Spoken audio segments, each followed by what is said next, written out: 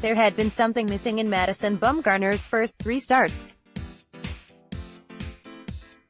The San Francisco Giants ace was, understandably, not quite himself in the immediate aftermath of his activation from the disabled list. He didn't have his pinpoint command to both sides of the plate and his put-away pitches weren't quite working. That wasn't necessarily a bad sign. A pitcher coming off an injury to his pitching hand that cost him a couple months probably isn't going to be excellent immediately upon return. That was the case with Bumgarner. He wasn't excellent, but he still was good enough to give his team a chance to win. He wasn't off his game to the point that people never thought he'd get it back, but it was still a bit frustrating to see Bumgarner not be that classic dominant Bumgarner, especially with the rest of the rotation a rather large question mark.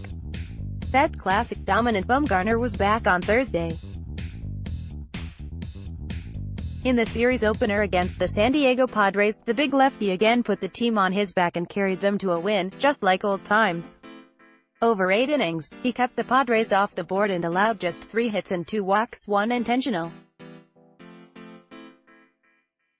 He also drove in the game's first run with a sacrifice fly to break a scoreless tie in the 5th inning. It was truly a vintage Bumgarner game. He not only pitched a wonderful game, a game that his team needed, he also showed off his competency at the plate by getting the productive run-scoring out. Both are great signs for the Giants.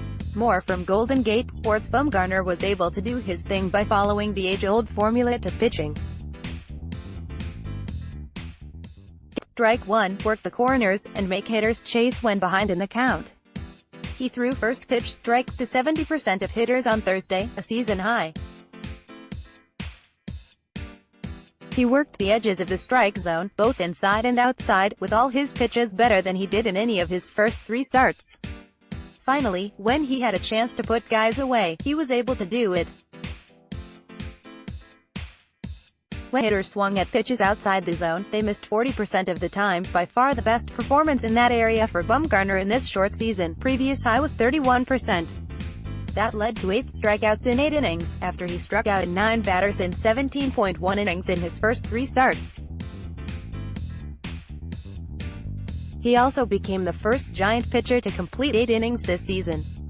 Ty Blach had once gone 7.2 innings, and 7 other times a Giant had gone 7, but no one had gotten that 24th out before Bumgarner did it on Thursday.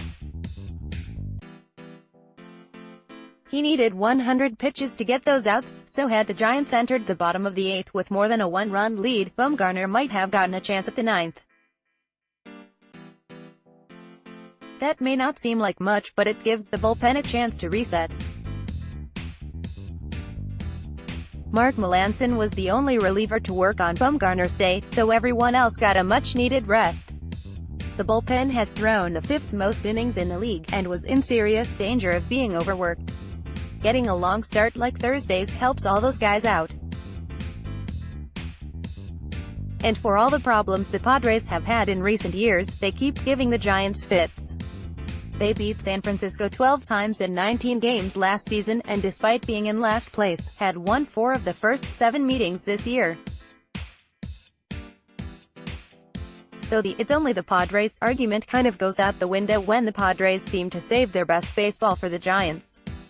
Thursday's win gets the Giants back to .500, and in a division that has had more than their fair share of troubles winning games, are only 4 games behind the Arizona Diamondbacks for first place. They're also climbing back into the wild card race, being 3.5 games back. Bumgarner threw a beauty, and 2 other big-name pitchers will be back soon. Jeff Samardzija threw his second rehab start on Thursday, and Johnny Cueto starts his rehab on Saturday. With their ace back and leading the way, the Giants are in the best position they can be to make a run. They still have to take advantage, but this is their best opportunity.